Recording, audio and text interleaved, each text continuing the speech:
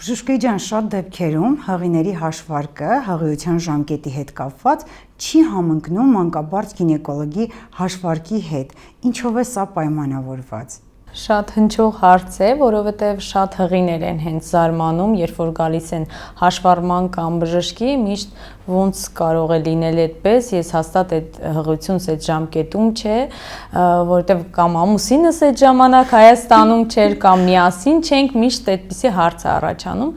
Իրականում հղիների մեծ մասը իրենց հղիության ժամկետը հաշվում են բեղմնավորման օրից սկսած։ Հղիների մի մասը հստակ օր գիտի, բայց մենք բոլորս չէ որ գիտենք հղիների բեղմնավորման օրը, դրա համար մանկաբարձությունում ընտրված է պայմանական ժամկետի հաշվումը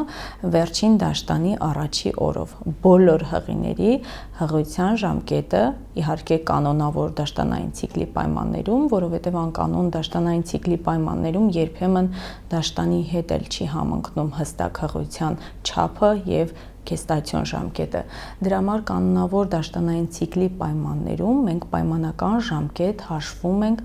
վերջին դաշտանի առաջին օրից սկսած, որովհետև եթե բեղմնավորման օրը ոչ բոլորն են հիշում, ապա վերջին դաշտանի առաջի օրը հիմնականում բոլորը հիշում են։